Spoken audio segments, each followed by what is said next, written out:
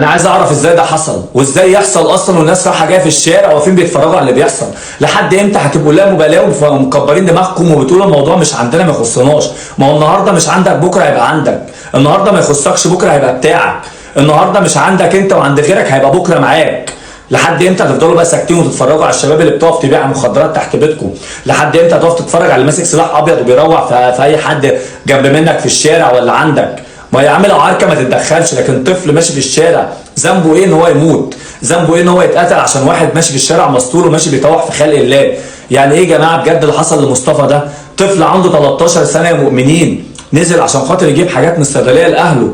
للاسف الولا يرجعوا يلاقوه كده في كاميرات المراقبه ان واحد داخل عليه كده بيضربه بسلاح ابيض، والولا مسافه ما راح عند الصيدليه وقع مكانه ودوه المستشفى كان مات. وبعد ما سابه راح ضرب عيل صغير تاني، وفي الحياه بين الحياه والموت دلوقتي في عنايه مركزه. هو ايه؟ هو مفيش امان؟ يعني نمنع عيالنا تنزل الشارع؟ يعني نمنعهم يروحوا يجيبوا طلبات؟ طب نداء واستغاثه لكل ضابط محترم على ارض الوطن وشريف، الله يبارك لكم، لموا الناس دي احبسوهم.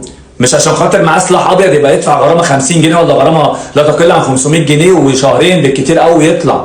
لازم العقوبه تبقى اشد من كده عشان خاطر ما يعملش كده تاني، عشان خاطر غيره برضه يخاف وما يعملش كده تاني، عشان خاطر بجد اللي بيحصل ده بقى كتير، لان كل يوم هنسمع فيه بلاوي بتحصل وكأن مفيش حاجه حصلت.